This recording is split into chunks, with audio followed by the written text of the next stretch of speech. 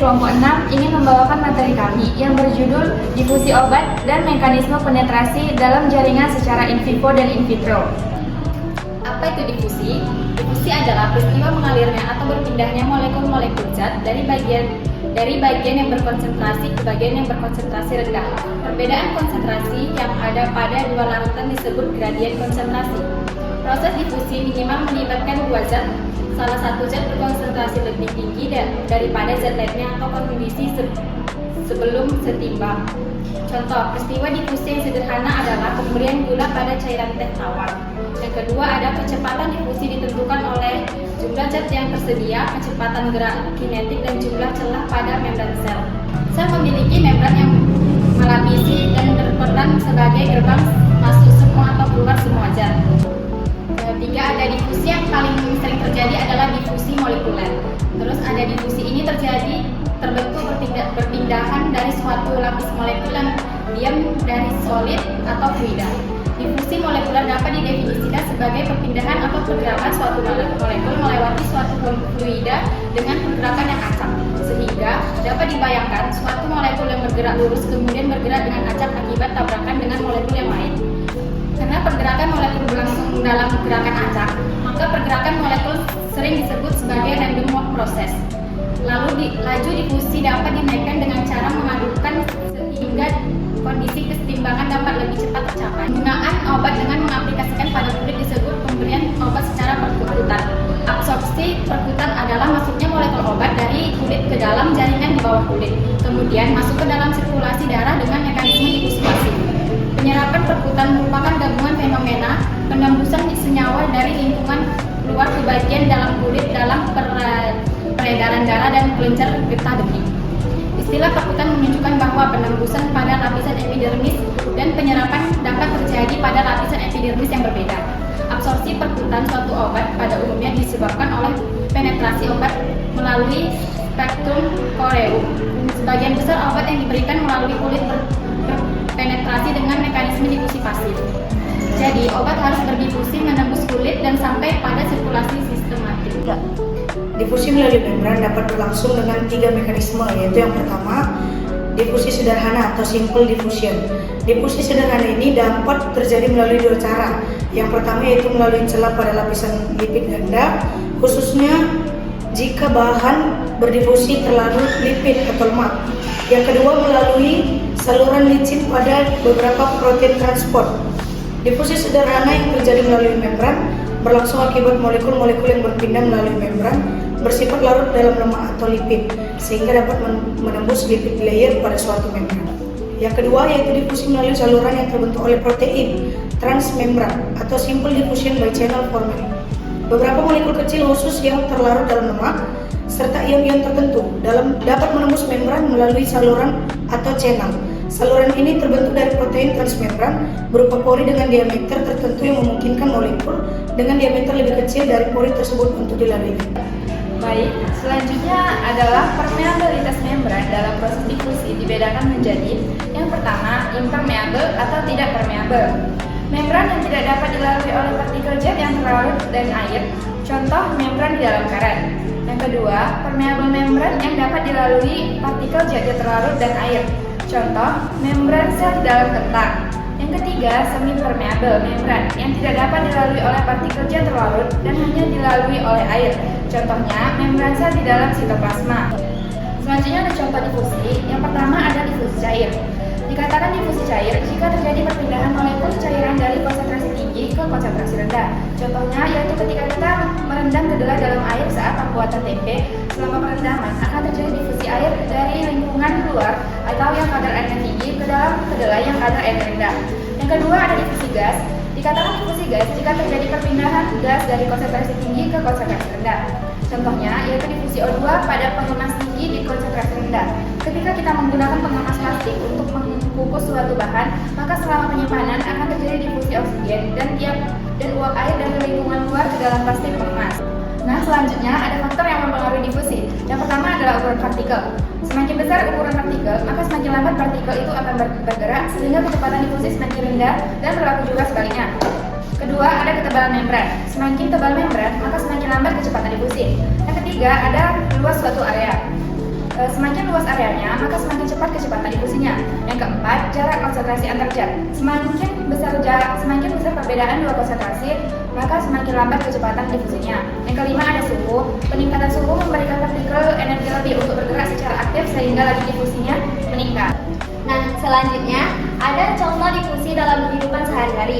Yang pertama, mencium aroma parfum, yaitu molekul-molekul parfum bergerak memenuhi udara sehingga aroma parfum dapat tercium di seluruh ruangan. Yang kedua, ada menarik napas. Oksigen masuk ke paru-paru karena molekul bergerak dari konsentrasi tinggi ke rendah. Yang ketiga, melarutkan gula ke dalam air. Molekul gula berdifusi ke seluruh air hingga larutan bersifat jenuh. Yang keempat, meredam kedelai dalam air. Air dari lingkungan luar atau yang kadar airnya tinggi berdifusi ke dalam kedelai yang kadar airnya rendah. Yang kelima, ada pengawetan ikan atau daging. Ikan yang diawetkan dengan garam akan berdifusi masuk ke dalam jaringan tubuh ikan sehingga daging ikan jadi awet. Yang ketujuh, ada membuat botol soda, yaitu gelombang karbon dioksida akan menyebar dan membuatnya datar. Selanjutnya, kantong teh dalam secangkir air panas. Kantong teh meresap ke dalam air. Yang terakhir, gas amonia. Molekul-molekul gas amonia bergerak secara difusi dari area dengan konsentrasi tinggi ke air. Nah, selanjutnya ada pengujian difusi, French diffusion cell, yaitu yang pertama karena memiliki diameter peletakan membran yang lebih besar dari alat pengujian difusi flow through cell sehingga luas permukaan membran yang kontak terhadap medium pun lebih besar yang nantinya berpengaruh pada besarnya kadar senyawa yang berdifusi ke dalam medium. Selain itu, faktor yang mempengaruhi yaitu volume reseptor yang berbeda menghasilkan perbedaan kadar yang terdeteksi pula pada flow through cell. Di volume reseptor sebanyak 330 mili sehingga kadar yang terdeteksi semakin kecil dibandingkan dengan volume reseptor pada French diffusion cell yaitu 23 mili sehingga kadar yang terdeteksi pun lebih besar. Penelitian ini menggunakan KCKT sehingga dapat mendeteksi kadar senyawa walaupun dalam konsentrasi yang sangat kecil. Oke, selanjutnya mekanisme penetrasi dalam jaringan. Penetrasi dalam jaringan adalah proses masuknya suatu zat, misalnya obat, kosmetik, dari permukaan jaringan ke dalam jaringan itu sendiri. Mekanisme ini sangat penting dalam berbagai bidang seperti farmasi, kosmetik, dan bioteknologi. Obat biasanya diberikan bukan dalam bentuk bahan kimia murni, tetapi sebagai sediaan atau produk akhir yang terdiri dari bahan obat aktif dan bahan eksipien terpilih. Uji penetrasi in vitro dilakukan dalam kondisi terkontrol di laboratorium menggunakan membran buatan yang mensimulasi lapisan kulit. Mekanisme pertama, difusi pasif tidak bergerak dari konsentrasi tinggi ke rendah melalui membran sel. Yang kedua, transportasi aktif membutuhkan energi untuk memudahkan zat melawan gradien konsentrasi. Yang ketiga, transportasi fasilitas membutuhkan potensi pembuatan untuk membantu pergerakan zat. Faktor yang mempengaruhi yang pertama sifat fisiokimia zat, ukuran molekul, kelarutan, koefisien pasti. Yang ketiga, struktur membran. Yang keempat, kondisi lingkungan pH. Selanjutnya, salah satu cara meningkatkan konsentrasi obat melalui kulit yang umumnya digunakan adalah dengan menambahkan zat peningkat penetrasi pada sediaan transmedia. Meningkatkan penetrasi bekerja meningkatkan konsentrasi zat aktif pada sediaan transdermal dengan beberapa mekanisme diantaranya. Yang pertama, meningkatkan kelarutan atau fluidisitas dan struktur penetrasi sehingga dapat menurunkan fungsi kulit sebagai membran penghalang. Yang kedua, meningkatkan aktivitas termodinamik dari obat dan kulit. Yang ketiga, mempengaruhi koefisien partisis dari obat sehingga meningkatkan pelepasan obat pada kulit. Yang keempat, menggunakan konesid pada kulit dengan mendeteksi dengan filament keramik. Selanjutnya, uji penetrasi in vivo dilakukan pada organisme hidup, misalnya hewan percobaan. Mekanisme sama seperti in vitro, tetapi juga mempengaruhi oleh faktor fisiologi seperti aliran darah, metabolisme, ekspresi. Jalur penetrasi yang pertama transseluler melalui saluran epidermis, yang kedua interseluler melalui ruang antar sel, yang ketiga apiasia melalui folgel rambut kelenjar keringat. Selanjutnya ada mekanisme penetrasi. Yang pertama, optimasi formulasi, membantu dalam merancang formulasi obat atau kosmetik yang dapat meningkatkan penetrasi zat aktif.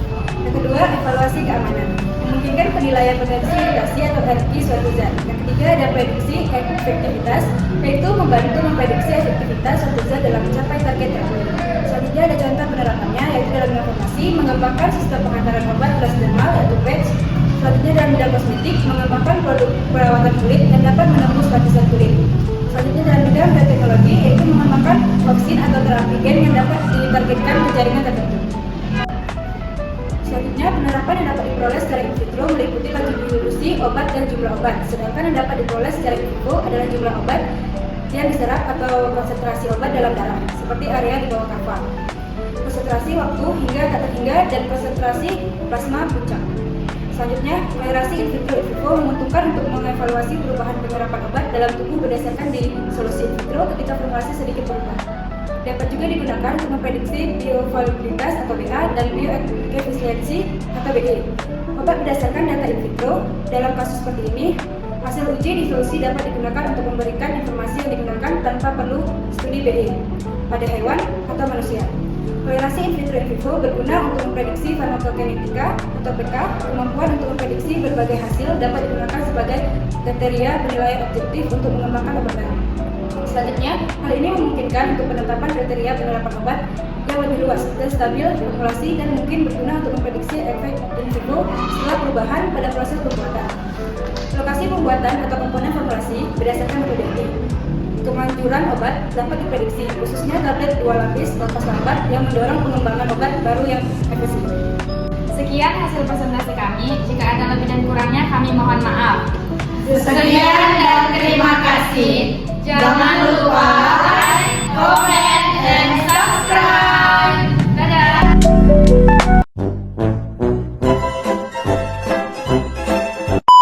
Perawatan yang minim. Macam tak betul je budak ni. Langsung dengan